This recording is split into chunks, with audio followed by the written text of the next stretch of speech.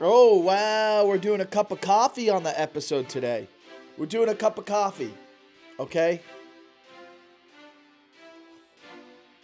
How's everyone doing? Pretty good. It's good to see you guys. Good to be back here. Good to be back on the show. Talk about the Dolphins. We got a win streak going on. That's the first time this year. Shout out for the win streaks. Shout out for the win streaks, guys. What's the win streak, Michael? A win streak is when you win back-to-back games. That's two. Two in a row is a win streak. Three in a row, that will feel good. First time in 2025. We're gonna have to wait a week because we got a bye week, but we're 4-7, and then now you get to play around a little bit if you're a Dolphins fan. Who wants to be delusional? I do. I want to be delusional. Well, that's why we're here. That's why we're here. To be delusional. I'm your delusional coach, Michael Lenoci. Before we start, make sure you like and subscribe. Subscribe to the channel. We're building it. We're building it slowly. This is a hobby. We're not sitting here trying to make a living off of this. It's a hobby. Would I like to one day? Of course. But, I'm a stand-up comedian that loves football. So if you're like that, or if you like both of those things, this is a channel for you. So like and subscribe. Subscribe. Coffee's kicking in, so it's going a little fast. It's going a little fast today. It's going to be a shorter episode because I'm probably going to do a lot of talking. Could be a longer episode because I might just ramble about random things. The point is, Dolphins are 4-7, and if you're a delusional Dolphin fan like me, you like to think about what ifs.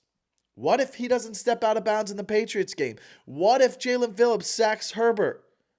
Then the Dolphins are 6-5 right now. Then the Dolphins are 6-5, probably sitting at about the 8 seed with a lot of games left and looking good with the schedule because we like to count wins. If you're a delusional Dolphin fan, you like to count wins. We like to look at the schedule and go, that's a win, that's a win, that's a win. That's what we do. That's what we do. Take a sip of the coffee. Let me tell you something, guys. There's a lot of what ifs this season. Outside of the Colts and Ravens game, outside of Colts, Ravens, and Browns, there's 3 losses. There's 3 losses. The other what ifs: Panthers, Chargers, Patriots, even the Bills game. But the point is we're 4-7. Playoff hopes are gone. It's like less than 2% probably. I've mapped it out, guys. I've mapped it out. We need a lot of help, but I'm going to go through it right now. But first, let's recap the game. Tua. How did you guys feel about Tua? Boring. I mean, what about that play when he escapes the pocket from getting sacked and then gets sacked again? Like, if I wanted to put a lot of editing quality into this, I would be zooming in on that part. Listen. We agree that we're done with Tua. Let's all agree. Everybody right now, even if you are a Tua guy, I want you to just kind of come clean with us, with the rest of the Dolphin fan. I stood by him the longest. I did. But he's regressed, and I said this all year. I've said it all year, and sometimes he'll have a good game, but he's regressed. Let's just be honest. And maybe you'll be like, well, if he had a better line or Tyreek's, whatever excuses you want to make, that's fine. But look, this is year 6. This is year 6, guys. He's regressed. By year 6, you want to see like, oh my God, this guy's really good. This guy's really good. Not regression. Not regression at all.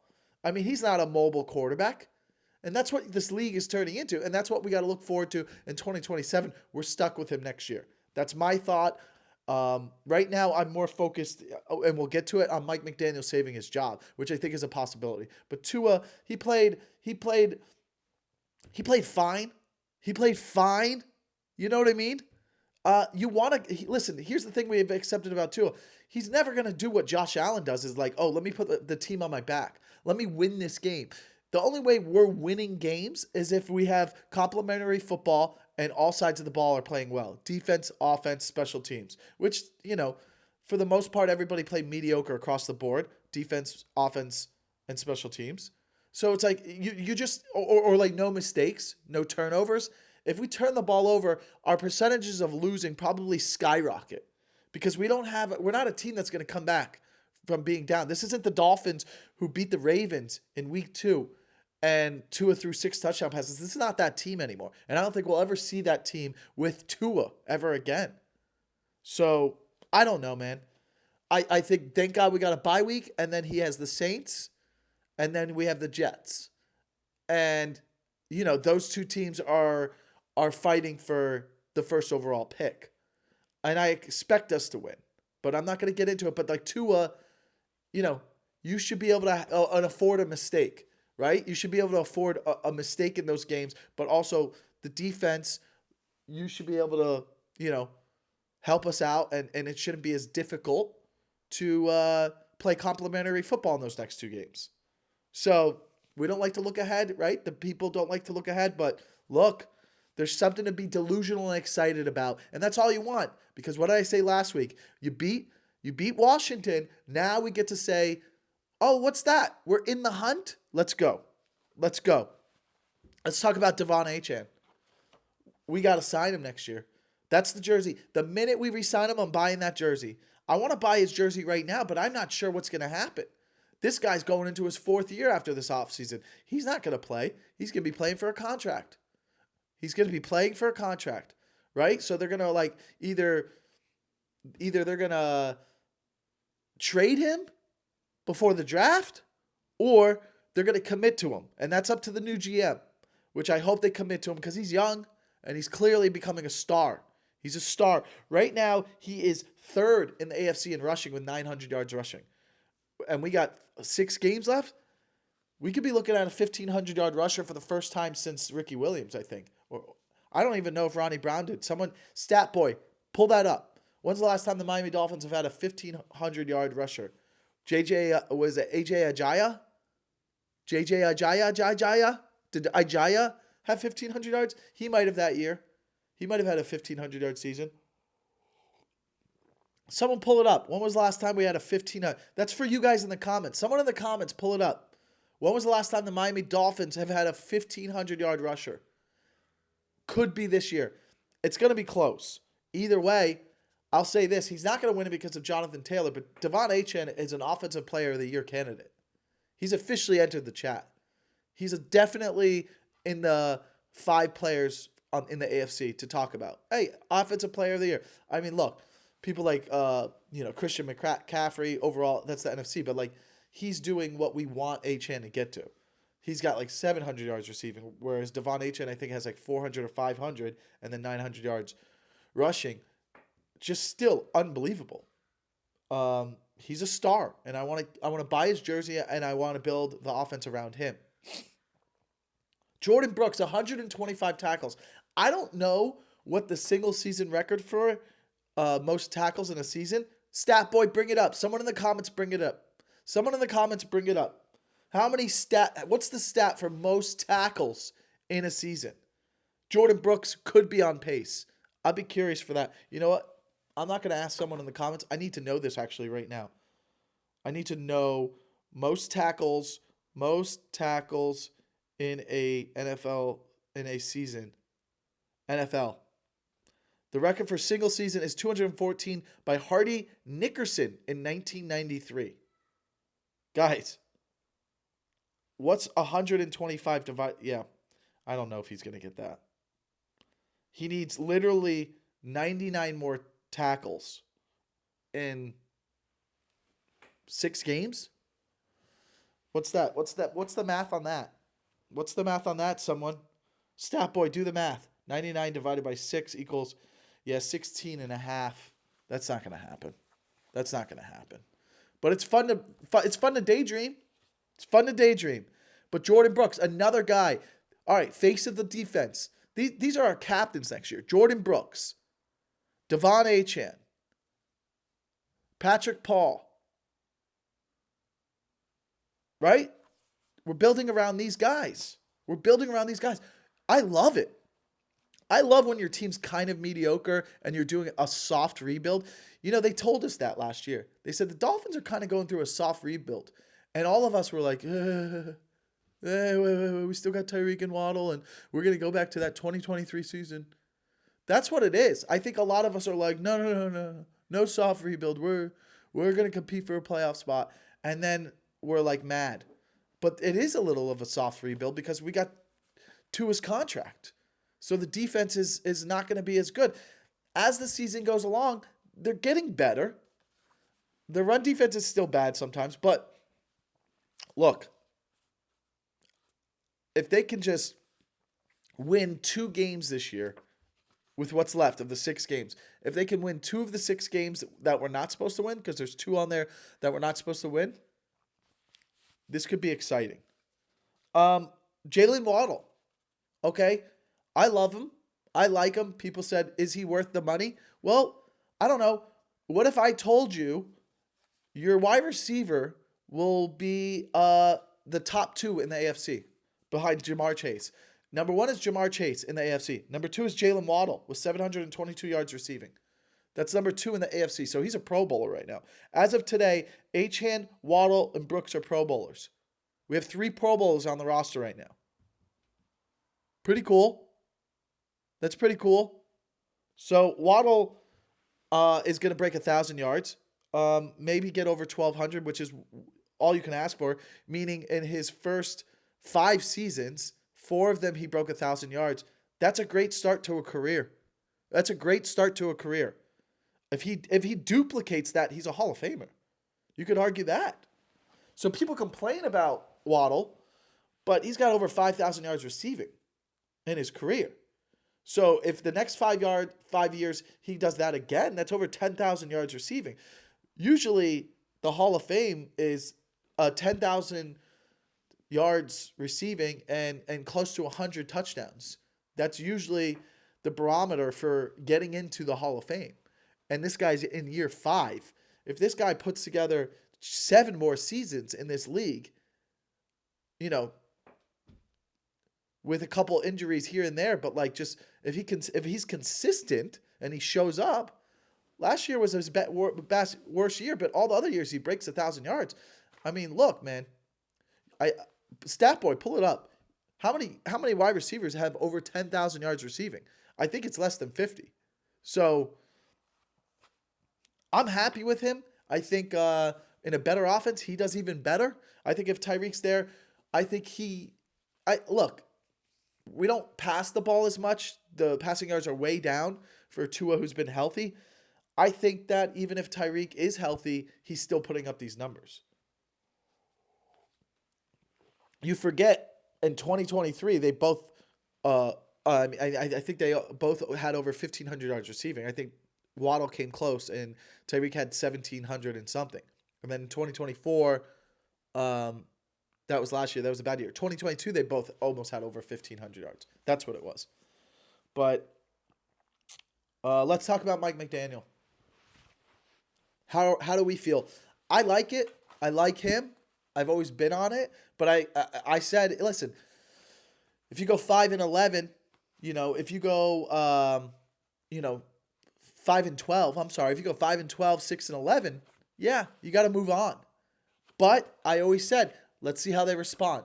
Let's see how they respond after the Patriots game and the Buffalo game. They almost win. We're 0-3. Then we beat the Jets. Then we lose 3 in a row. Browns game, you're like, it's over. How do they respond? They have one of the best, most complete games against the Falcons. That's a team not quitting on him. Then we lose to the Ravens. Bad. How do they respond? They beat the Bills. And then now they beat the Washington Commanders. They're 4-7. This team has not given up on Mike McDaniel. They clearly like playing for him. That's a fact. You can't argue that. Most teams in this situation, you would have seen them check out. They've traded players. They fired the GM. These are all things that would let the players know mentally the season's over. So just kind of be selfish. Don't get hurt. That's not their mentality. Their mentality is, let's win out. Let's win out. And if that's their mentality, that's a good head coach, I think. Regardless of what people are saying, that's a good head coach. Sometimes Mike McDaniel's play calling is a little weird. Why didn't we kick the field goal? You heard the excuse. Because what's the point of giving Washington the ball at the 35-yard line, right? The 35-yard line or the 40, with 1 minute and 33 seconds left, they only have to go 30 yards to kick a tying field goal. So his mentality was, I assume we're going to tie, but if I don't get it, I don't think they'll go 60 yards in 1:30 to get a game-winning field goal. So let me go for a touchdown that would pretty much solidify the win. The problem is it was a horrible play call, right? Trying to run it up the middle. It was boring for someone who's such a great play caller. The problem is Achane 2 plays before goes out of bounds, which we're like, wait, what the F? You didn't need that to happen because that would have taken off 40 seconds of the clock. And then you could have, then he gets hurt on the next play and that stops the clock. So there was easily a good chance to really kick a field goal and then them have like 35 seconds left. That's the problem is Achane, our star, you got to not go out of bounds there. And then unfortunately, if he doesn't even get hurt there and he still went out of bounds, then the clock is also down to about a minute left. And I think they definitely kicked the field goal. So I think that injury really changed things when he got hurt and it stopped the clock and it put a minute 44 on the left. So bad clock management by the offense before we even went for it. But again, Mike McDaniel, let me ask you this: has he won his job back? Let's look at the schedule. Okay, we're gonna get into it, but we have the Saints at Jets. Let's just look at the next 2 games, right? The Saints at home, and then the Jets in New York. If we win, that puts us at 6-7. 6-7 would be a 4-game win streak and 5 of 6 wins going back to October since the Browns game. 5 of 6 wins. With everything that's happened, is that good enough to win the job back? 5 of 6 wins. You're 6-7 after starting off 1-6. You started the season off 1-6. You fired the GM. You traded a player that you weren't going to re-sign, a defensive player that kind of underachieved, a first-round pick. And now you're 6-7, headed into a Monday night game that is winnable against the Steelers, who I believe at that point will be a team in front of you fighting for a wild card spot. So a win there, I really believe if you win the Pittsburgh game, we're both 7-7. I think the Steelers will be 7-7 and we will be 7-7 and we'll be ahead of them. But I don't think we'll be in the playoffs yet. But I think it will be very exciting to evaluate and map out games from that point. If you get us to 7-7 with 3 games left, we can get really delusional. It will be very hard to make the playoffs. It will be very hard to make the playoffs because of certain losses, like the Chargers loss is going to haunt us. It's going to haunt us. But you want the Ravens to win the division. By beating the Steelers, the Ravens will be the division winner. We don't have to worry about them having the same record as us. The Chargers, we beat them because we beat them. That fits that tiebreaker. The only team ahead of us that we worry about would be Bills, Chargers. We can't control the Chiefs. We can't control the Jaguars. We didn't play them. But we played the Bills. So there's a scenario where maybe the tiebreaker favors us. Who knows? But I don't think the Bills are going to lose 7 games. So they're in. The Chiefs have 5 losses. We could talk about that in a second. But here's Dolphins' next 4 games. Saints, Jets, Steelers, Bengals. Bengals will not have Burrow. At that point, the Bengals will be out of it, and I don't think they would put Burrow out there. What would be the point of playing Burrow the last 3 games if statistically they have 9 losses? Right now they have 8 losses. So in the next 1, 2, 3, 4 weeks, do they get to 9 or 10 losses? Yes. Go look at the schedule. They do. So if the Bengals have 10 losses and we're going in that game, Burrow's not coming out there. Why? What's the point? For what? So he can play? Why risk it when they're just going to be focused in on next year? And I would think maybe their coach is fired. So the next 4 games, if you win that Steelers game, we're looking at 8-7.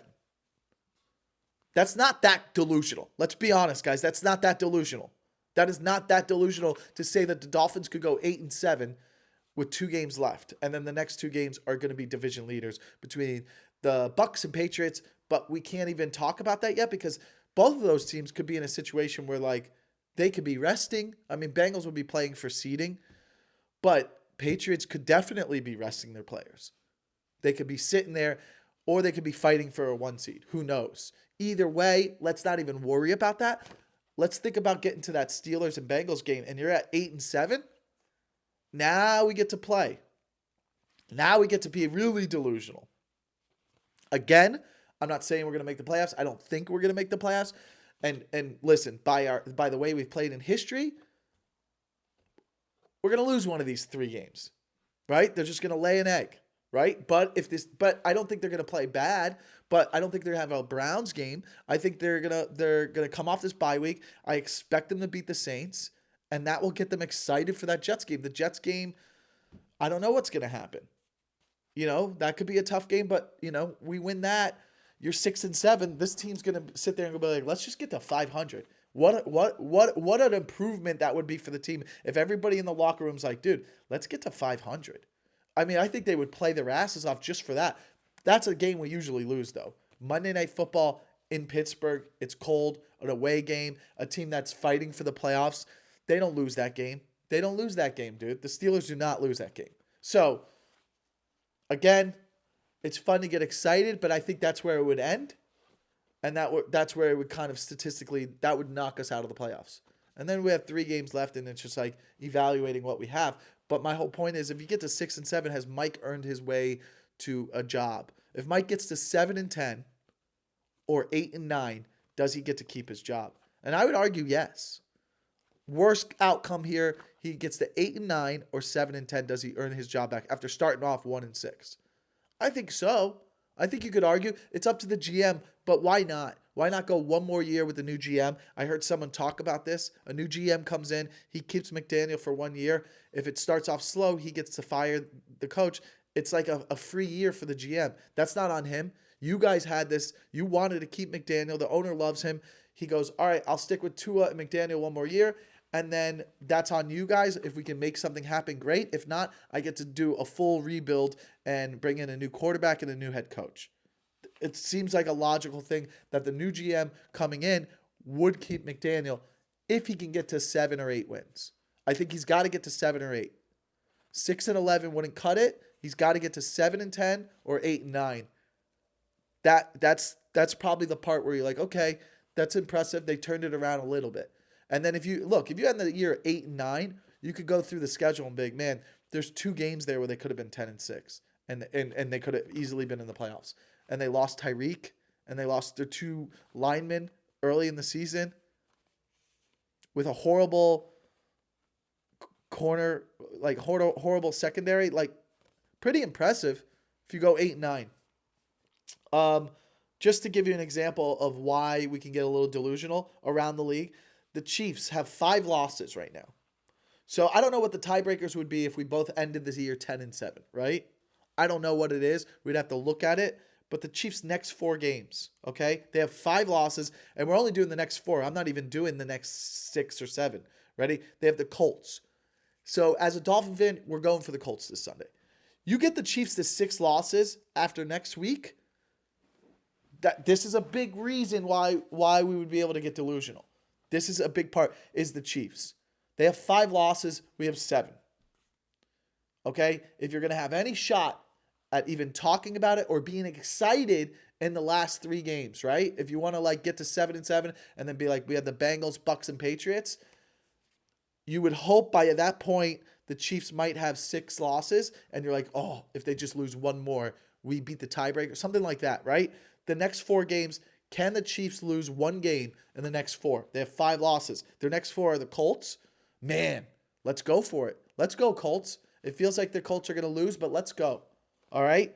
You made us look horrible, so then make them look horrible. All right? Then they have at Dallas. That's not an easy out.